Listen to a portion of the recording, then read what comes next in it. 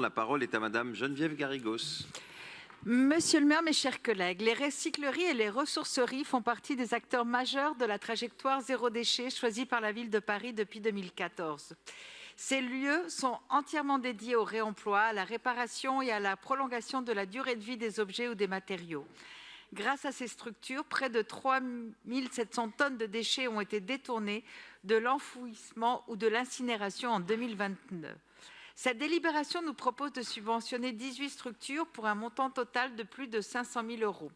En effet, les ressourceries et les recycleries sont plébiscitées par de nombreux publics. Elles permettent tant de se séparer d'objets dont nous n'avons plus l'usage que de trouver des articles à prix réduit. Leur rôle est particulièrement important dans les quartiers populaires où elles permettent à certaines familles de s'équiper en électroménager aussi bien que d'offrir des jouets aux enfants. Sans surprise, nombre de ces structures se situent en leur sein. 4 d'entre elles se situent dans le 20e arrondissement. Détailler leur action va me permettre de vous montrer la diversité de ces associations. Tout d'abord, l'association du Bleu dans les yeux gère la ressourcerie de Belleville qui, en 2023, a collecté 123 tonnes en apport volontaire ou en collecte à domicile et propose déjà un lieu dans lequel il est possible d'échanger sur le réemploi et l'économie circulaire. Un café associatif va être également ouvert dans un nouveau local proche du premier, qui permettra de doubler le volume des objets récupérés. Elle organisera également des ateliers de sensibilisation à destination du grand public et des scolaires.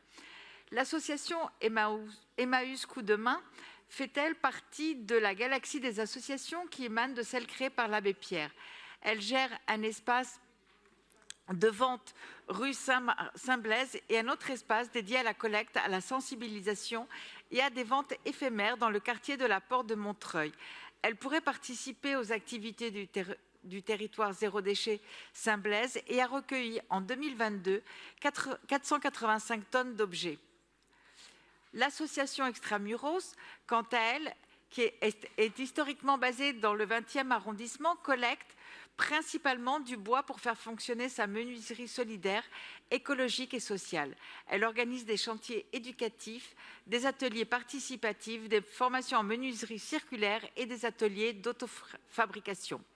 Enfin, la fédération Envie permet d'accompagner les personnes les plus éloignées de l'emploi en leur proposant une activité salariée autour de la collecte, de la réparation et de la vente d'équipements électroniques et électroménagers. Elle a créé en 2021 Envie le Labo, rue Julien Lacroix, pour proposer une sensibilisation à la prévention des déchets et à la lutte contre le gaspillage. Vous l'aurez compris, je vous appelle à voter unanimement cette délibération avec enthousiasme. Merci beaucoup. Merci, chers collègues.